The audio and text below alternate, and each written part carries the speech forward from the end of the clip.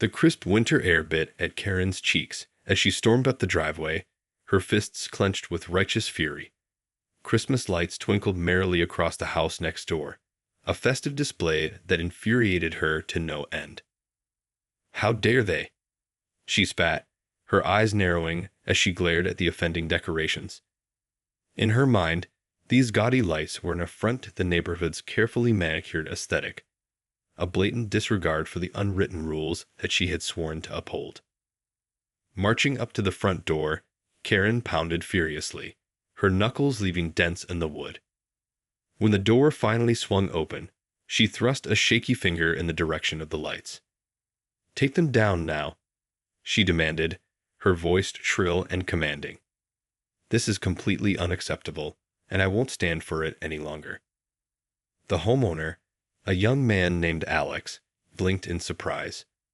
"What? But it's Christmas." "I don't care," Karen interrupted, her face flushed with anger. "This is a flagrant violation of our neighborhood covenants, and I won't tolerate it. You have 24 hours to remove those lights, or I'll be filing a formal complaint with the Homeowners Association." Alex's jaw tightened, a spark of defiance flaring in his eyes. "You can't be serious. It's the holidays, for God's sake. Everyone else has their lights up." "That's exactly the problem," Karen shot back. "This neighborhood is supposed to maintain a certain level of aesthetic unity. Your gaudy display is ruining it for everyone." She turned on her heel, her designer heels clicking against the pavement as she stormed back to her own house. 24 hours, Alex," she called over her shoulder, the threat clear in her voice. Fuming, Alex closed the door, his mind racing. He knew Karen all too well. Her relentless crusade to enforce her idea of order in the neighborhood was the stuff of local legend. But this was a bridge too far. Gritting his teeth, he strode over to the living room window, watching as Karen disappeared into her house. An idea began to take shape in his mind, a spark of mischief flickering to life. "If she wants a war, then that's what she's going to get," he muttered, a grim smile spreading across his face. As the sun began to set, Alex stood in his living room, eyeing the twinkling Christmas lights that adorned his home. A plan had been formulating in his mind since his confrontation with Karen, and now it was time to put it into action. Grabbing his laptop, he settled onto the couch and began to navigate through the intricate network of smart home controls. With a few keystrokes, he synced the lights to a special program he had created, one that would allow him to control their behavior remotely. "Let's see how you like this, Karen," he murmured, a mischievous glint in his eye. Across the street, Karen sat in her living room, sipping a glass of wine as she eyed the offending lights next door. Just the sight of them filled her with rage, and she glared out the window, silently willing them to disappear. Suddenly, the lights began to flicker and pulse, the rhythm erratic and disjointed. Karen's brow furrowed in confusion, and she leaned forward, squinting her eyes as she tried to make sense of the strange display. Then, the lights began to shift, the patterns becoming more defined. Within moments, Alex's voice blasted through the speakers, tinny and distorted. "Karen, Karen, Karen," it chanted, the tone mocking and taunting. "Don't you know that the holidays are a time for joy and celebration? But no, you just have to ruin it for everyone, don't you?" Karen's eyes widened in horror, and she felt a chill run down her spine. What the? The lights continued to pulse and flicker, seemingly in time with Alex's voice. "You think you can just waltz in here and demand that I take down my lights? Well, think again, Karen. This is my house, and I'll do what I damn well please." Panic began to rise in Karen's chest, and she set down her wine glass, her hands trembling. "This isn't funny, Alex. Turn those lights off right now, or I'll—" "Or you'll what, Karen?" Alex's voice interrupted, dripping with disdain. "Call a homeowners association? Oh, wait, you already did that, didn't you? Well, guess what? They're not going to do a damn thing about it." The lights flashed and danced, the colors bleeding into one another as if they were alive. Karen's heart pounded in her ears, and she felt a growing sense of unease. "You can't do this," she stammered, her voice shaking. "This is harassment, and I won't stand for it." "Oh, but I can, Karen," Alex replied, his voice low and menacing. "And I will, until you learn to mind your own business and leave me alone." Karen's fingers trembled as she gripped the phone, her knuckles turning white. With a shaky hand, she began to dial the number for the local police department, determined to put a stop to Alex's outrageous behavior. But just as she was about to press the call button, the lights outside suddenly went dark, plunging the neighborhood into silence. Karen froze, her heart pounding in her chest. The sudden stillness only served to heighten the sense of unease that had been building within her. Slowly, she approached the window, peering out cautiously. The darkness was absolute, save for the faint glow of the streetlights in the distance. Karen's eyes narrowed as she scanned the area, searching for any sign of movement. Then, without warning, the lights flashed back to life. But this time, they were eerily quiet. Karen's breath caught in her throat as she watched, transfixed, as the lights began to pulse in time with the sound of her own heartbeat. "What is he doing?" she whispered, her voice barely above a whisper. As if in response, Alex's voice suddenly filled the air, low and menacing. "You see, Karen, I've been studying the patterns of your little rants. The way your voice rises and falls, the way your words become more frantic as you try to exert your control. And I've found a way to synchronize the lights with your behavior." Karen's eyes widened in horror as she realized the implication of his words. The lights outside were no longer just a festive display. They had become an extension of Alex's will, a tool to torment and manipulate her. "You can't do this," she cried, her voice cracking with fear. This is insane." "Is it, Karen?" Alex replied, his tone dripping with condescension. "Or is it simply a taste of your own medicine? After all, you've been trying to control this neighborhood for years, haven't you? Now it's my turn." The lights continued to pulse and flicker, their rhythm seemingly in sync with the frantic beating of Karen's heart. She felt a growing sense of panic, her mind racing as she tried to figure out a way to stop this madness. But as she stared out at the relentless display, she knew that she had met her match. Alex had found a way to turn her own obsession with order and control against her, and she had no idea how to fight back. The night dragged on, and Karen found herself trapped in a nightmare of her own making. Each time she tried to approach the window or make a phone call, the lights would respond in kind, pulsing and flashing in a mocking display of Alex's control. Exhausted and increasingly unnerved, she finally retreated to the couch, huddled under a blanket as she watched the lights outside. The rhythmic pulsing was hypnotic, almost mesmerizing, and she found herself unable to look away.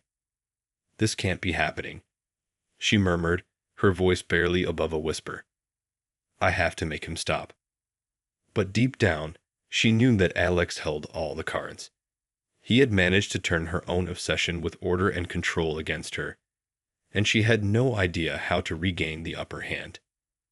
As the night wore on, the lights began to shift, the patterns becoming more intricate and unsettling.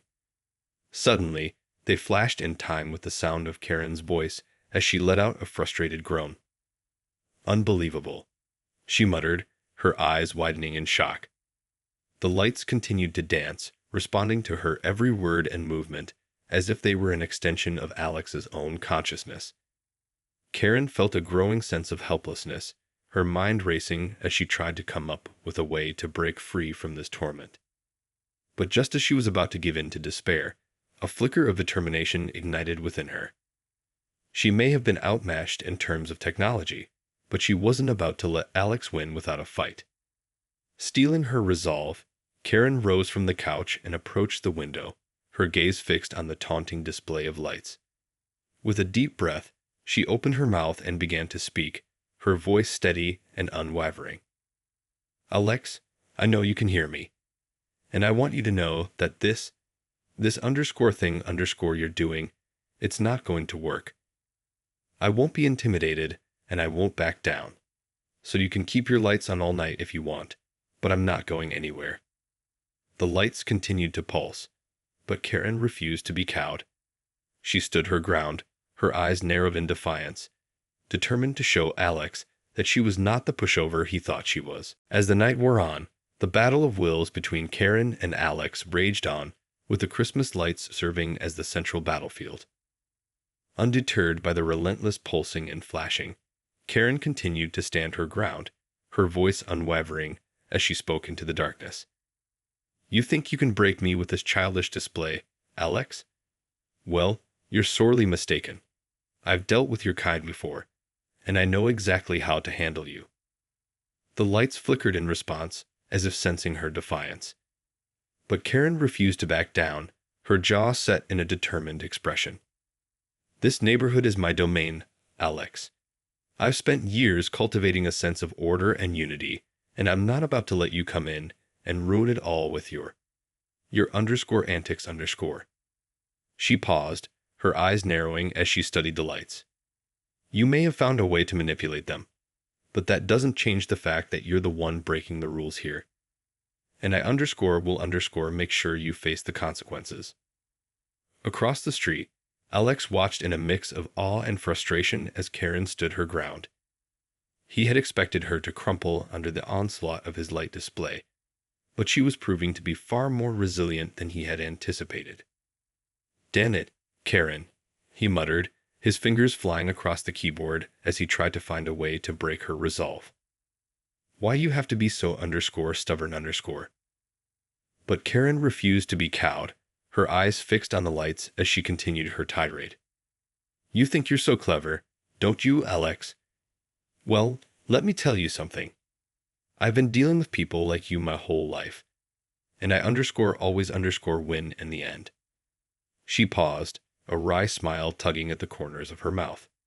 So you can keep your lights on all night if you want, but it's not going to change anything. I'm not going anywhere, and I'm not going to stop until you've learned your lesson. The lights flickered and pulsed, but Karen stood firm, her arms crossed over her chest as she stared out at the display. She may have been outmatched in terms of technology, but she was determined to prove that her will was stronger than Alex's. As the night wore on, the battle of wills continued, with neither side willing to back down. The sun began to peek over the horizon, casting a soft glow over the neighborhood. Karen's eyes were heavy with exhaustion, but she refused to give in to the temptation of sleep. Her gaze was fixed on the Christmas lights outside, which had been flashing and pulsing all night long in response to her every word and movement. Across the street, Alex sat hunched over his laptop, his brow furrowed in concentration. He had poured every ounce of his energy into maintaining the light display, determined to break Karen's resolve. But as the hours ticked by, he couldn't help but feel a growing sense of frustration. Why won't she just give up? He muttered, his fingers tapping furiously on the keyboard. Karen, meanwhile, had reached a new level of determination. She had spent the night replaying every encounter she'd had with Alex, analyzing his tactics and searching for weaknesses. And as the first rays of dawn broke through the darkness, she finally felt like she had the upper hand. Straightening her posture, she marched over to the window and stared out at the lights, her gaze unwavering. Alex, I know you can hear me, she called out, her voice steady and authoritative. It's time to end this little game of yours. The lights flickered in response, as if sensing her confidence. But Karen refused to be intimidated. You may have been able to control those lights all night, but you can't keep this up forever. Eventually, you're going to slip up, and when you do, I'll be there to make my move. She paused, a sly smile spreading across her face. And you know what, Alex? I think I just figured out how to do it. Across the street, Alex's eyes widened in alarm. He had been so focused on maintaining the light display that he hadn't even considered the possibility of Karen finding a way to turn the tables on him. What are you talking about? He called out, his voice tinged with a hint of panic. Karen's smile only grew wider. Oh, you'll see, Alex. You'll see very soon. With that, she turned and walked away from the window, leaving Alex to stare out at the flickering lights, his heart pounding in his chest. As the day wore on, Karen spent her time meticulously planning her next move against Alex. She knew that he had the upper hand when it came to the technological aspect of the lights, but she also understood that he had a weakness, his own ego. Sitting at her kitchen table, Karen pored over the local bylaws and covenants, searching for any loopholes or technicalities that she could exploit.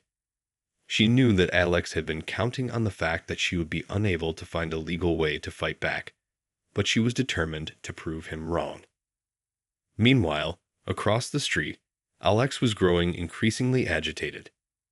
The lights had been flashing and pulsing all day, and he was starting to feel the strain of maintaining the display. He had hoped that Karen would eventually give in to the relentless barrage, but she seemed more determined than ever to stand her ground. As the sun began to set, Karen finally emerged from her house, a confident smile on her face. She strode across the street, her gaze fixed on the twinkling lights, and approached Alex's front door. Steeling her nerves, she knocked firmly, waiting for him to answer. When the door opened, Alex's eyes widened in surprise.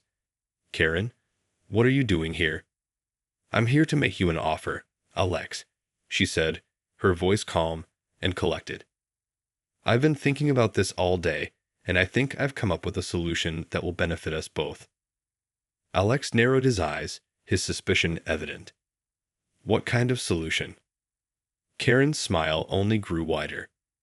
"Well, you see, I've been doing some research, and I've discovered that there's a little-known clause in our neighborhood covenants that allows for the temporary suspension of certain rules during the holiday season." She paused, her gaze never wavering. "And I think we can use that to our advantage." Alex's brow furrowed in confusion.